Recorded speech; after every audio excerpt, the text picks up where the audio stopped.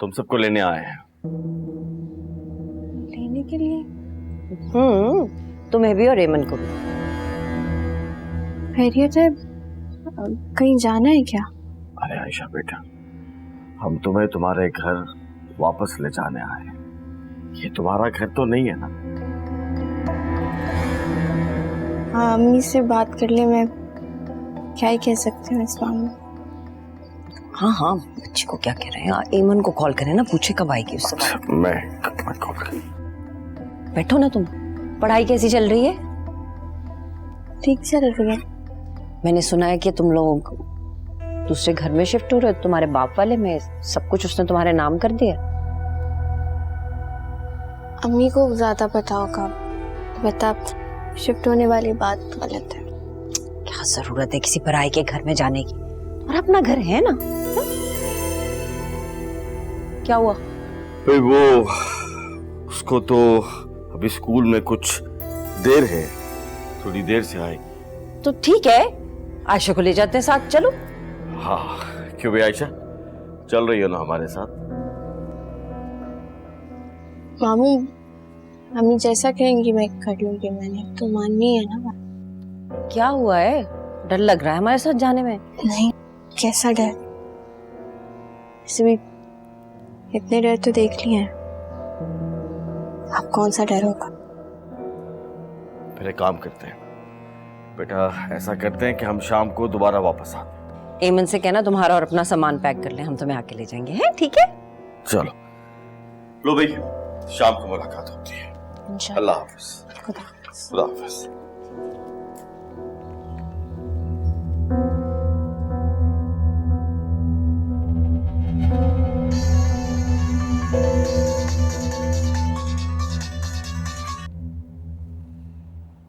जी आयशा बेटा। अम्मी, मामू आने आए थे अभी घर पर। हाँ, मुझे भैया ने बताया था। चले गए वो लोग? जी, अभी गए हैं। और ये हुमानी किस चक्कर में आई थी? वो तो हमारा नाम सुनना भी नहीं पसंद करती। मैं खुद तब से यही सोच रही थी।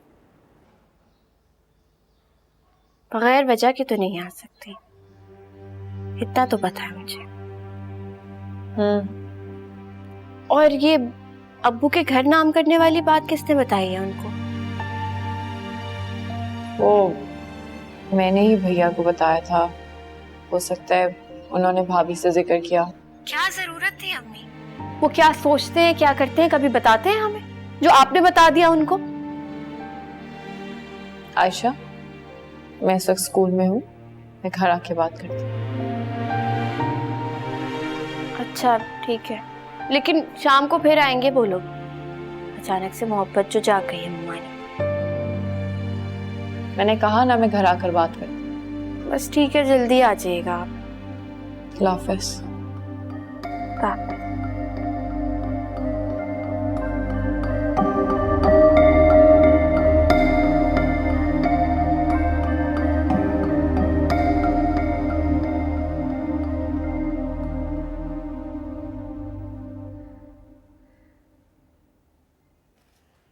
ये लो अम्मा चाय। हाँ दो। वैसे अम्मा आपको क्या लगता है, पप्पू इस रिश्ते से राजी हो जाएंगी? अरे तुम्हारा बाप उससे कहेगा ना तो उसके पास इनकार की गुंजाइश नहीं रहेगी। अम्मा मानना पड़ेगा, क्या चाल सोची आपने। बस आगे आगे देखती जाओ।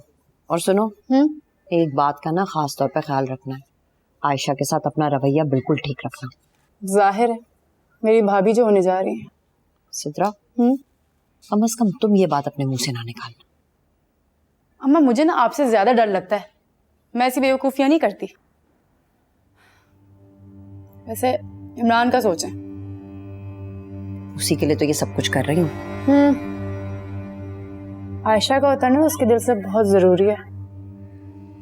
उतर जाएगी, उसकी तुम फिक्र ना करो। इसीलिए तो इमरान की अम्मा को बुला रही हूँ इस मंगनी में। मुश्किल है, जानती हूँ मैं आंटी को, नहीं आएंगी। तो मुझे उसकी अम्मा का नंबर लेके दे सकती हो कहीं से? इमरान से तो नहीं ले सकती। आप एक काम क्यों नहीं करती, पप्पू से लेना, उनके पास जरूर होगा। तो चलो देखती हूँ।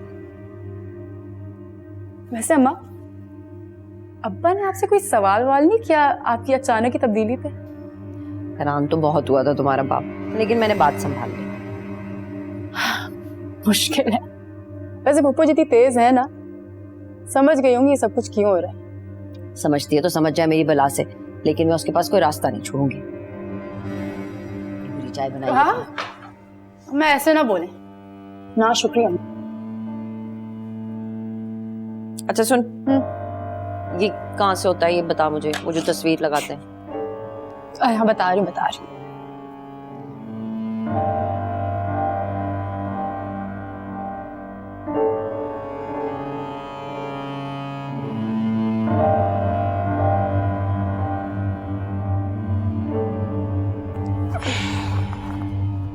अम्मी कहाँ रह गई थी आप? कब से कॉल्स कर रही हूँ, आप फोन नहीं उठा रही हैं। पता है कितना परेशान हो गई थी मैं। मेरी जान, फोन शायद साइलेंट पे था, मैंने देखा नहीं।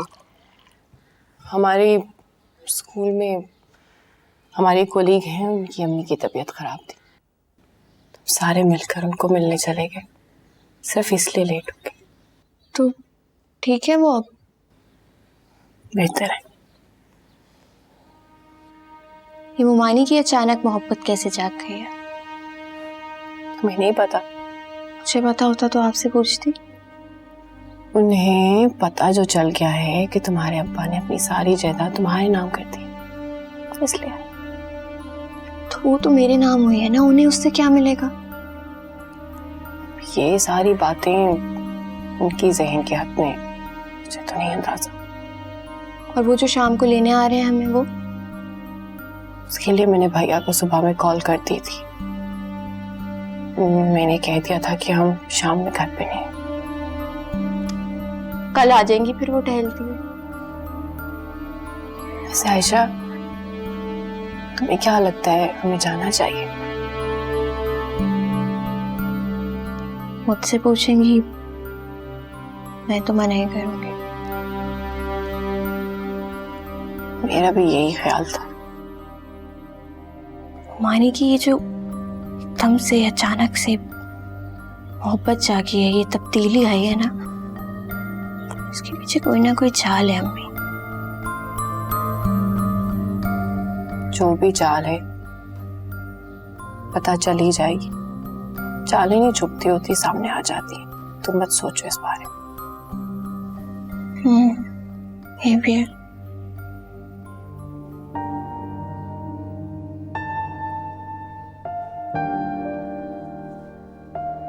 इमरान का फोन आया था। क्या कह रहा था? बस यही कि उसने हमारे इनकार को कबूल नहीं किया।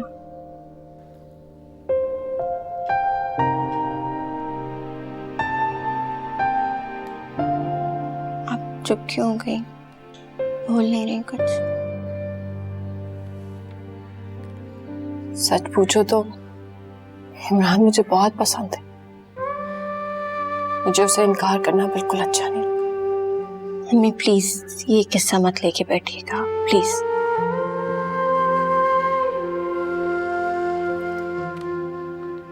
मैंने तुम्हारी आंखों में इमरान की मोहब्बत देखी आयशा, और मैं जानती हूँ तुमने मेरे डर की वजह से उस मोहब्बत को मारा।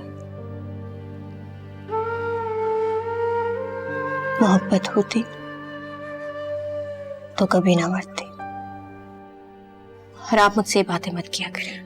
अगर मैं ऐसी बातें नहीं करूंगी तो ये बातें खत्म नहीं हो जाएंगी आयशा।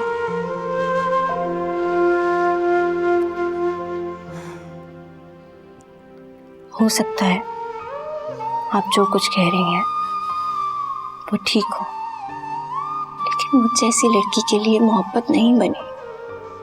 मैं नहीं अफोर्ड कर सकती। तुमने अपने बाप से इमरान का जिक्र किया है? क्यों अब्बू से जिक्र करूंगी इमरान के बारे में?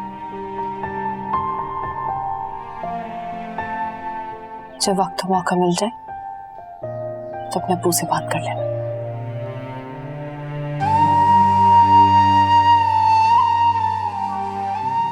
मुझे इतना स्पेस क्यों देने लग गए हैं?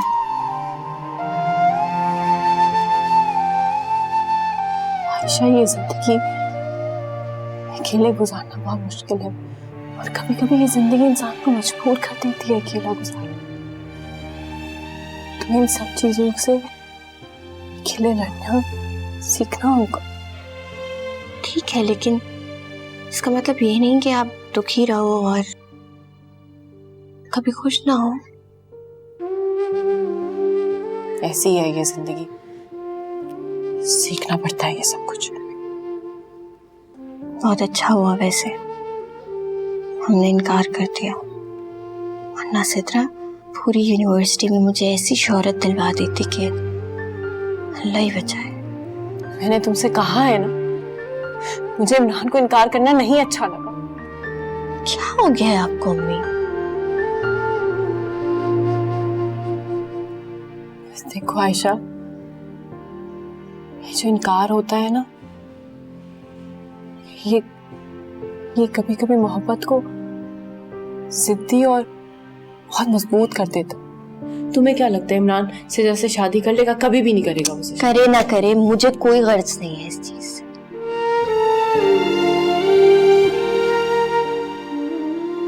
आयशा, जरूरी तो नहीं कि हर मर्द तुम्हारे बाप की तरह ही निकले।